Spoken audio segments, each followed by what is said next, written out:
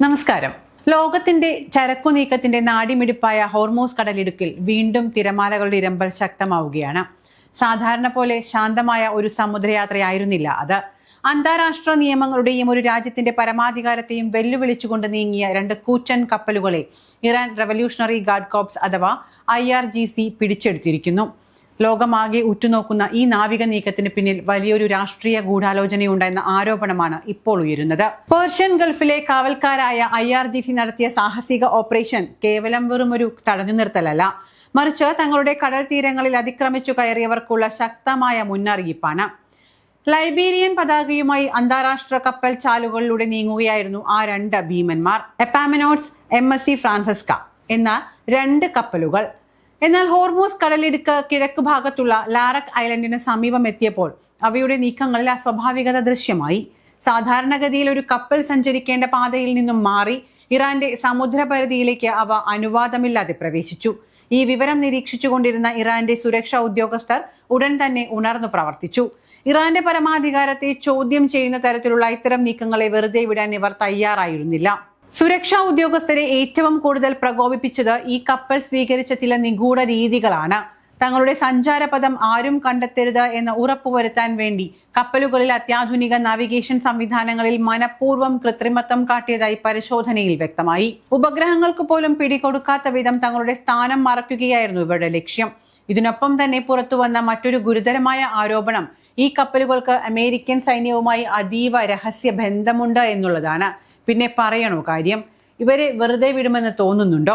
മേഖലയിലെ സമാധാനത്തിന് ഭംഗം വരുത്താൻ അമേരിക്കൻ ചാര സംഘടനകളുടെയോ സൈന്യത്തിന്റെയോ നിർദ്ദേശപ്രകാരമാണ് ഇവ പ്രവർത്തിച്ചത് എന്ന സംശയം ഇറാന്റെ ഭാഗത്തു നിന്നും ഉയരുന്നു. സ്വാഭാവികം മാത്രം.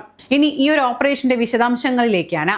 അർദ്ധരാത്രിയുടെ നിശബ്ദതയിൽ കടലിന്റെ കാവൽക്കാർ തങ്ങളുടെ വേഗതയേറിയ ബോട്ടുകളുമായി കപ്പലുകളെ വളഞ്ഞു.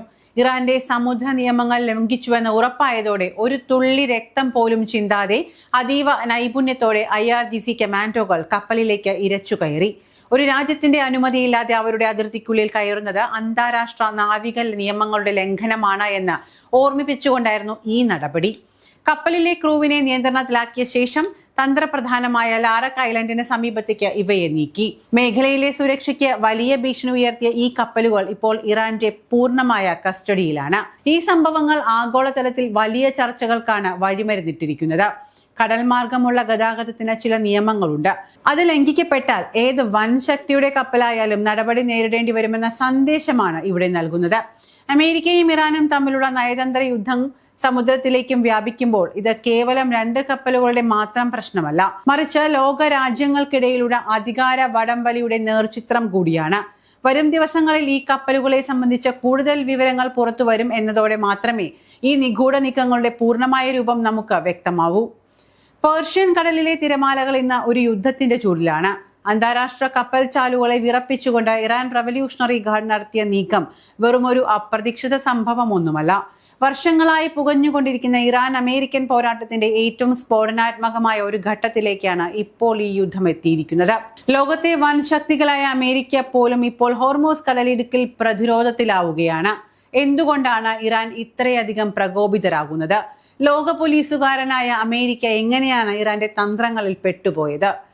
ഇറാന്റെ ഭാഗത്ത് നിന്നുള്ള ഈ കടുത്ത നടപടികൾ പെട്ടെന്നുണ്ടായതൊന്നുമല്ല. പതിറ്റാണ്ടുകളായി തുടരുന്ന സാമ്പത്തിക ഉപരോധങ്ങൾ ഇറാന്റെ ക്ഷമ നശിപ്പിച്ചിരിക്കുകയാണ്.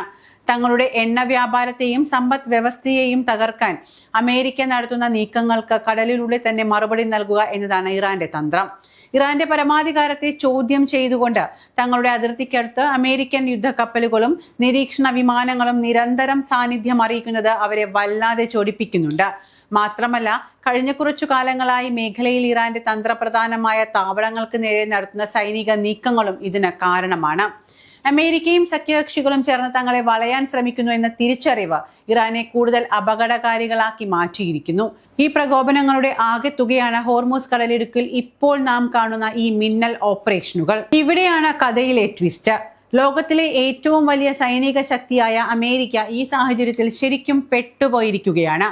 ഹോർമൂസ് കടലിടുക്ക് എന്നത് ഇറാന്റെ കൈവെള്ളയിലാണ്. അവിടെ വെച്ച് ഒരു നേരിട്ടുള്ള യുദ്ധത്തിന് മുതിർന്നാൽ അത് ആഗോള എണ്ണ വിതരണത്തെ പൂർണ്ണമായും തകർക്കും. അങ്ങനെ സംഭവിച്ചാൽ അമേരിക്ക ഉൾപ്പെടെയുള്ള പാശ്ചാത്യ രാജ്യങ്ങളിൽ ഇന്ധനവില കുതിച്ചുയരുകയും സാമ്പത്തിക മാന്ദ്യം ഉണ്ടാവുകയും ചെയ്യും.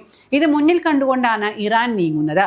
അമേരിക്കൻ സൈന്യവുമായി ബന്ധമുള്ള കപ്പലുകൾ പിടിച്ചെടുക്കുന്നതിലൂടെ അമേരിക്കയെ സൈനികപരമായി മാത്രമല്ല മറിച്ച് തന്ത്രപരമായും സാമ്പത്തികപരമായും ഇറാൻ സമ്മർദ്ദത്തിലാക്കുകയാണ്. സൈനികമായി തിരിച്ചടിച്ചാൽ അത് ലോകമഹായുദ്ധത്തിന് സമാനമായ സാഹചര്യം ഉണ്ടാക്കും. തിരിച്ചടിച്ചില്ലെങ്കിൽ അത് വൻശക്തി എന്ന അമേരിക്കയുടെ പ്രതിച്ഛായയ്ക്ക് മങ്ങലേൽപ്പിക്കും. അതായത് ഏത് വശത്തേക്ക് നോക്കിയാലും അമേരിക്ക ഇപ്പോൾ ഒരു കുടുക്കിലാണ്. തങ്ങളുടെ സഖ്യകക്ഷികളുടെ കപ്പലുകൾക്ക് സംരക്ഷണം നൽകാൻ കഴിയാത്ത അവസ്ഥയിലേക്ക് വൈറ്റ് ഹൗസ് മാറുന്നത് ലോകം അമ്പരപ്പോടെ തന്നെയാണ് നോക്കിക്കാണുന്നത്. കപ്പലുകളുടെ നാവിഗേഷൻ സംവിധാനങ്ങളിൽ കൃത്രിമം കാട്ടി ഇറാന്റെ കണ്ണുവെട്ടിക്കാൻ ശ്രമിച്ചവർക്ക് കിട്ടിയത് കനത്ത പ്രഹരമാണ്. എപ്പാമിനോഡ്സ്, MSC ഫ്രാൻസിസ്ക എന്ന കപ്പലുകൾ പിടിച്ചെടുത്തതിലൂടെ സമുദ്രത്തിലെ തങ്ങളുടെ സർവാധിപത്യം ഇറാൻ ഒരിക്കൽ കൂടി തെളിയിച്ചിരിക്കുന്നു. അമേരിക്കൻ ഇന്റലിജൻസ് സംവിധാനങ്ങളെ പോലും അമ്പരപ്പിച്ചുകൊണ്ടാണ് ലാരക് ഐലൻഡിന് സമീപം ഈ ഓപ്പറേഷൻ പൂർത്തിയാക്കിയത്.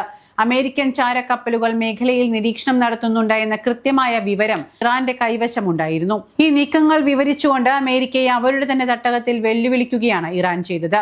ഇതൊരു തുടക്കം മാത്രമാണ് എന്ന് രാഷ്ട്രീയ നിരീക്ഷകർ വിലയിരുത്തുന്നു. അമേരിക്കയുടെ പിന്മാറ്റമോ അല്ലെങ്കിൽ കടുത്ത ഉപാധികളോടെയുള്ള നയതന്ത്ര ചർച്ചകളോ ഇല്ലാതെ ഈ സംഘർഷം അവസാനിക്കില്ല. ഇറാൻ തങ്ങളുടെ പ്രകോപനം വർദ്ധിപ്പിക്കുമ്പോൾ അമേരിക്കയുടെ ഓരോ നീക്കവും ഇപ്പോൾ പതറുകയാണ്. കടൽച്ചാലുകളിൽ ഇനി ആര് ആധിപത്യം സ്ഥാപിക്കുമെന്ന ചോദ്യം ബാക്കിയാകുന്നു. ഇറാൻ വിരിച്ച വലയിൽ നിന്നും അമേരിക്ക എങ്ങനെ പുറത്തു ചാടുമെന്നതും നോക്കിയിരുന്നു കാണേണ്ടതു തന്നെയാണ്.